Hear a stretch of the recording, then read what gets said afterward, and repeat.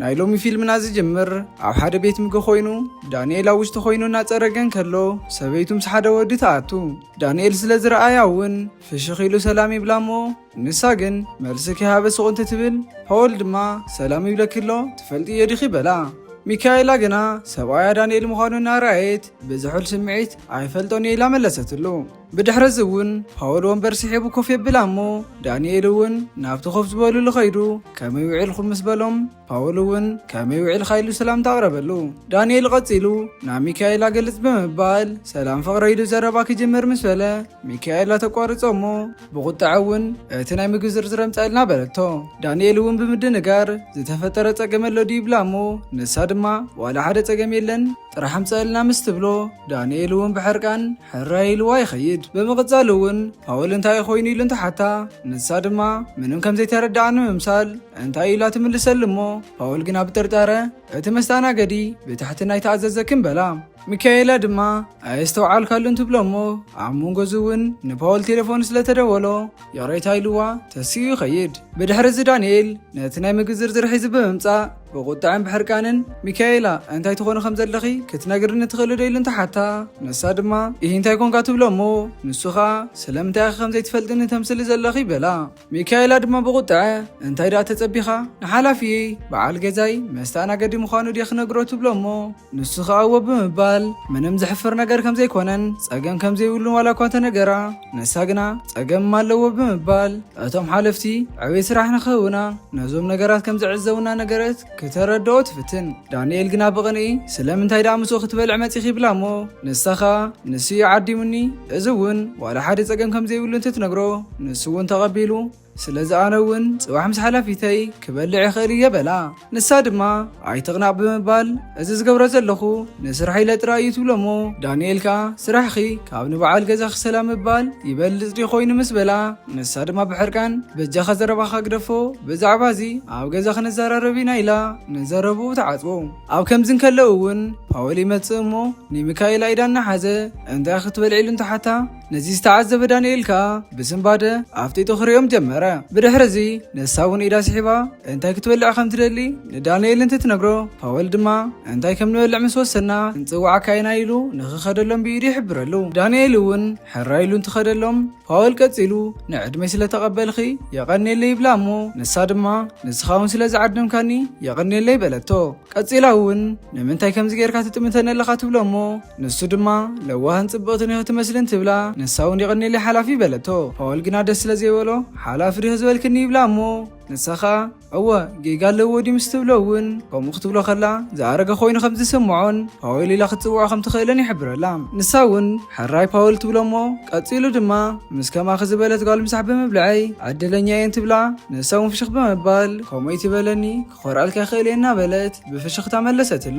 እዚ ከምዚ ኢሉ እንከሎ ኣልሃንድራ ናብ ዳንኤል ብምኻድ ከመይ ውዒልካ ኢላ ሰላምታ ተቕርበሉ እሞ ንሱ እውን ከመይ ውዒልክ ብምባል እንታይ ክሕግዘክን ትብላ ንሳ ድማ ብሽም ፈርናንዶ ናይ ክልተ ሰባት ቦታ ሒዘ ነይረ በለቶ። ዳንኤል ንኽሪኦ ግልፅን ትብል ኣልሃንድራ ኸኣ ዝመፀ ይመስለንን ትብሎ እሞ ንሱ እውን እወ ብምባል ናብቲ ዝሓዝዎ ቦታ ወሲዱ ኮፍ የብላ። ብኻልእ ገጽ ፓውል ነቲ ሜኑ እናርኣየ ኩሉ ጥዑም እዩ ዝመስል ዝኾነ ዋላ ንኣዝዝን ትብል ሚካኤላ ድማ የቕሬታ ግበረለይ ብምባል ዝኾነ ሕቶ ዶ ክሓተካ በለቶ። ንሱ እውን ሕራይ ኢሉ ድሌታ ንኽትሓቶ እንትነግራ ንሳ ድማ በጃኻ ካብዚ ንኸይድ ትብሎ እሞ ንሱ ኸኣ ብስምባደ ሕማቕ ነገር ተዛሪበ ድየ እንታይ እዩ ትፀገምን ትብላ ንሳ እውን ናቱ ፀገም ከም ዘይኮነን ጽቡቕ ስምዒት ከም ዘይተሰማዓን ሓበረትሉ። ኣብ መንጎዚ እውን ዳንኤል ምስ ኣልሃንድራ ኮይኑ ይርዮም ነበረ እሞ ፓውል ድማ እንታይ ክኾንኪ ናብ ሆስፒታል ለክወስደክን ትብላ ንሳ እውን በቲ ትወስዶ ዘላ መድሓኒት ምኽንያት ርእሳ ንእሽተይ ከም ዝሓመማ ነገረቶ። ፓውል ድማ ሕራይ ኢሉ ንስኺ ተደሊኸን ከድ ንኽእል ኢና ምስ በላ ንሳ እውን ኣመስጊና ግን የቕይመካ ከይህሉ ትብሎ እሞ ንሱ ግና ንንኸም ኣይሓስብን ብምባል ተሲኡ ኢዳ ሒዙ ክኸድን ትብል ንሳ ግና ደው ኣቢላ ናብ ሸቓ ክትኸድ ከም ትደሊ ነገረቶ። ፓውል ድማ ምሳኺ ንኽመፅእ ትደሊ ዲኺ ይብላ እሞ ንሳ ግና በይና ክትኸድ ከም ትደሊ ነጊራቶ ትኸይድ። ቀፂላ እውን ናብ ዳንኤል ብምኻድ ብሕርቃን ከይትከታተለኒ ትብሎ እሞ ዳንኤል ድማ ስለምንታይ ከም ትወፁ ዘለኹምን ትብላ ንሳ ኸኣ ንሱ ክሪኦም ከሎ ምቾት ከም ዘይስማዓ ብምንጋር ኣብ ገዛ ንራኸብ ኢላ ተቆጢዓቶ ትኸይድ። እዚ ከምዚ ኢሉ እንከሎ እቲ ኣልሃንድራ ብሶሻል ሚድያ ዝተፋለጠቶ ፈርናንዶ ዝበሃል ወዲ ይመፅእ እሞ ሰላምታ ድሕሪ ምቕራብ እውን ብሽም ፈርናንዶ ቦታ ሒዘ ነይረን ትብሎ ዳንኤል ድማ እወት ጽበይካ ዘላ ምሳይና ዓበ ምባል ናብ አልሃንድራ ሒዝዎ ይኸይድ። ፈርናንዶ እውን ከመይ ውዒልካ አልሃንድራ ብምባል የቕሬታ ደንጌ ክደ ይብላ እሞ ንሳ ድማ ሰዓታ ብምርኣይ እወ 30 ደቂቕ ደንጌኻ ኣለኻ በለቶ። ፈርናንዶ ድማ ብሕፍረት የቕሬታ ሓታሞ ንሳኻ ጸገም የብሉን ብምባል ዋንኡ ምምጻኻ ይንት ትብሎ ዳንኤል እውን ኣብ መንጎኣትዩ እቲ ዝኣዘዝኩሞ ምግቢ ሕጂ ዶ ከምጾ ኢሉ ይሓቶም። አልሃንድራ እውን እወም ጻዮም ስበለቶ ዳንኤል እውን ሕራ ኢሉ እቲ ምግቢ ንኸምጾ ገዲፍዎም ይኸይድ። ፈርናንዶ ከዓ ቐጺሉ ኣብ መወዳእታ ተራኺብና ብምባል ከም ተብስእሊ ዘለኺ ኣዝኻ ጽብቕቲ ኢኺ ይብላ እሞ ንሳ እውን ይቐኒየላ ይበለቶ። ብምቕጻል እውን ፈርናንዶ ብድፍረት የቕሬታ ግን እቲ ሒሳብ ክልቴና ማዕረና ክንከፍሎ ይብላ እሞ አልሃንድራ ድማ ኣብ ክንድኡ ሓፊራ ከምኡ ትደሊ ተኾንካ ሕራ ይበለቶ።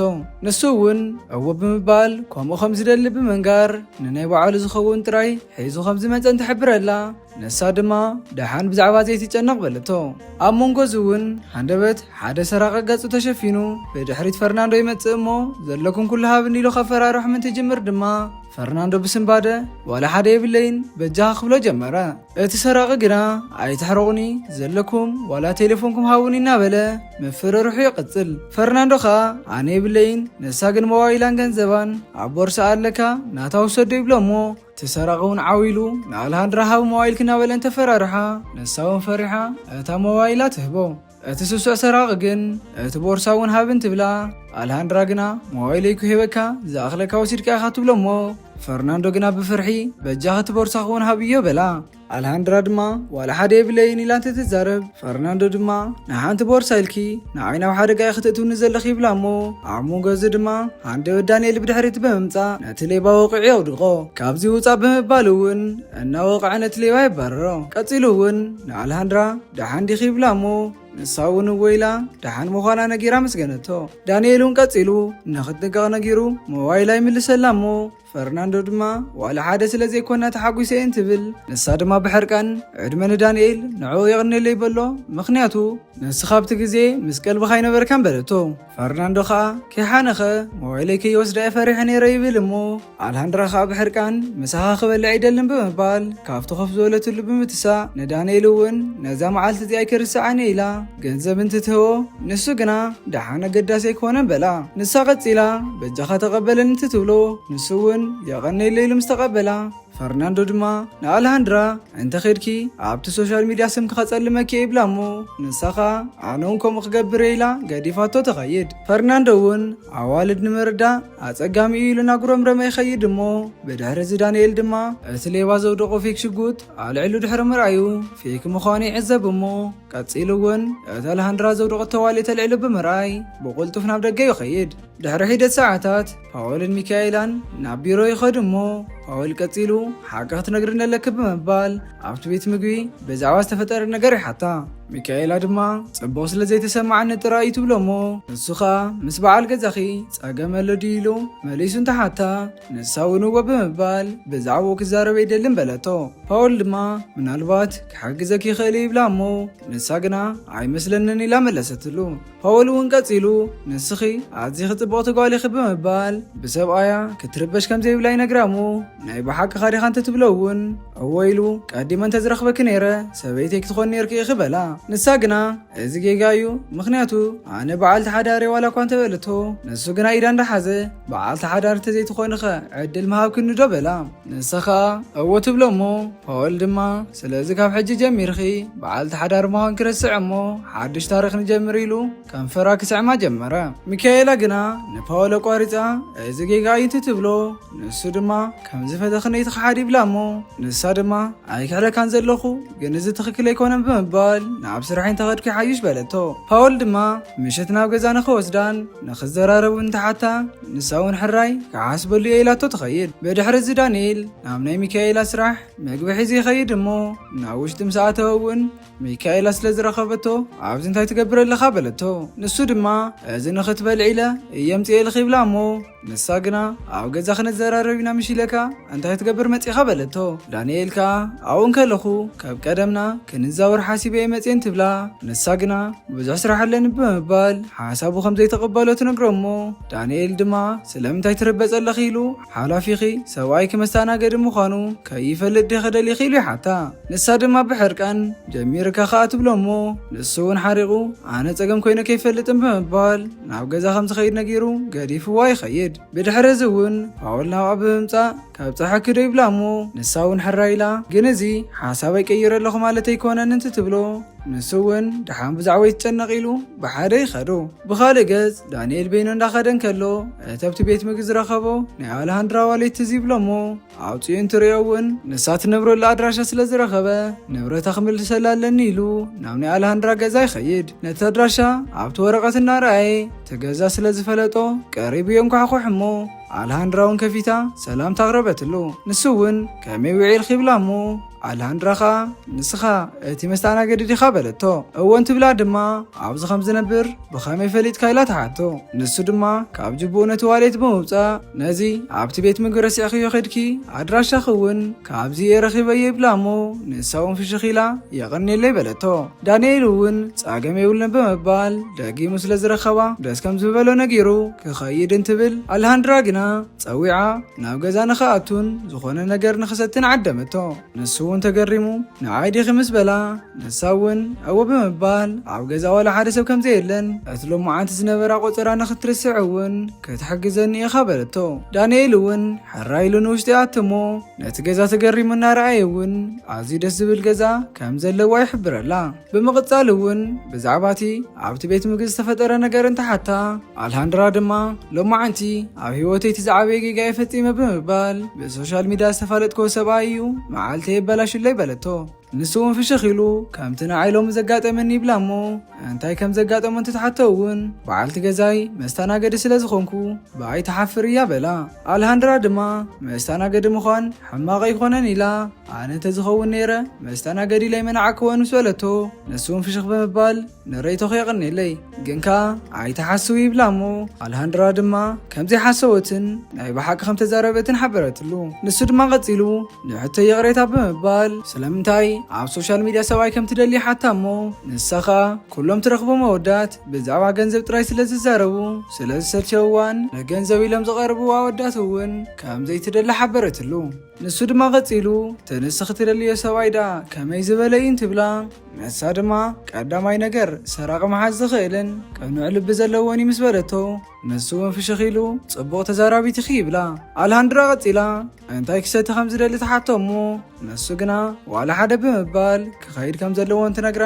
ንሳ እውን ጸገም የብሉን ኢላ ካብቲ ዝቆፀርክዎ ሰብ ንላዕሊ ንስኻ ሰሚዕኻኒ ኢኻ ኣብቲ ቤት ምግቢ እውን ደጊምና ክንራኸብ ኢና ኢለ ተስፋ ይገብር በለቶ። ንሱ እውን ኣወ ክንራኸብ ኢና ኢሉ ስሙ ዳንኤል ከም ዝበሃል ይነግራ እሞ ንሳ እውን ሰላም ኢላ ኣልሃንድራ ከም ትበሃልን ስለ ዝተላለየቶ እውን ደስ ከም ዝበላን ነገረቶ። ዳንኤል እውን ደስ ከም ዝበሎ ነጊሩ ተሰናቢትዋ ይኸይድ። ብኻልእ ገጽ ድማ ሚካኤላ ንፓውል ንገዛ ስለ ዘብፅሓ ኣመስጊናቶ ክትወርድ ትብል እሞ ንሱ ግና ፀንሒሉ ብዛዕባ እቲ ዝበልኩኺ ሓሲብ ክሉ ዶ በላ።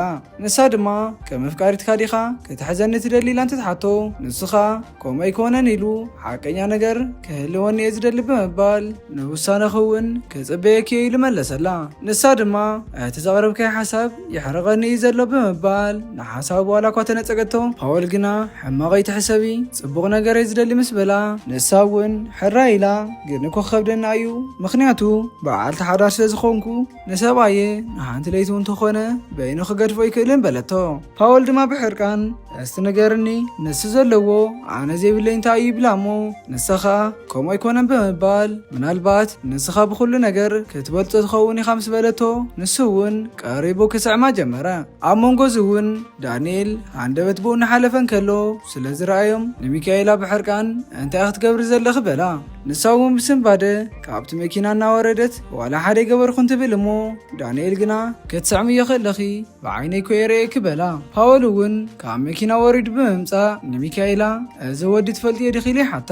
ዳንኤል ድማ ብሕርቃን ዓዊሉ ኣነ በዓል ገዛ ይብሎ እሞ ፓውል ከዓ እናሰሓቐ ንስኻ እቲ መስተናገዲ እንዲኻ እንትብሎ ዳንኤል እውን እወ እንታይ ፀገም ኣለዎ ዲ ብምባል ንሰብ ሓዳር ብኸመይ ከም ተኽብር ክምህረከ ኢሉ ክሃርሞ እንትብል ሚካኤል ኣቕልጥፍ ኢላ ትሕዘሞ ፓውል እውን ቀፂሉ ንሳያ ንኽስዕማ ፈቒዳትለይ ድሕሪ ሕጂ እውን ሰበይትኻ ኣይኮነትን በሎ ሚካኤላ ድማ ንፓውል ሱቕ ንኽብልን ንኽኸይድ እንትነግሮሞ ፓውል እውን ሕራ ኢሉ ንስኽ ስለ ዝበልክኒ ጥራሕ ክኸይድ ኢልዋ ይኸይድ ብድሕሪ እዚ ዳንኤል ኣነ እንታይ ኣበዲለኪ ከምዚ ትፈዲኒ ዘለኺ ኢሉ እንተሓታ ንሳ ግን ከይሓፈረት ምስ ሰብዓም ጥራሕ እዩ ነይሩ ንሱ እውን ኣነ ይፍቀድክሉ ነይረ በለቶ ዳንኤል ድማ መጀመርታ ክትክሕድኒ ፀኒሕኺ ሕጂ ከዓ ባዕለይ ትብለለኺ እንትብላ ሚካኤላ ድማ ኩሉ እቲ ዝተፈጠረ ብናቱ ጌጋ ኢና በለት ከተእምኖ ዋላ እኳ እንተፈተነት ዳንኤል ግና ፍቕሪ ብገንዘብ ዝትመን ኣይኮነን ንሱ እውን ኣይክህበክን ኢሉ ገዲፍዋ ይኸይድ ኣብ ዝቕፅል መዓልቲ ሚካኤል ስራሓ እናሰርሐት እንከላ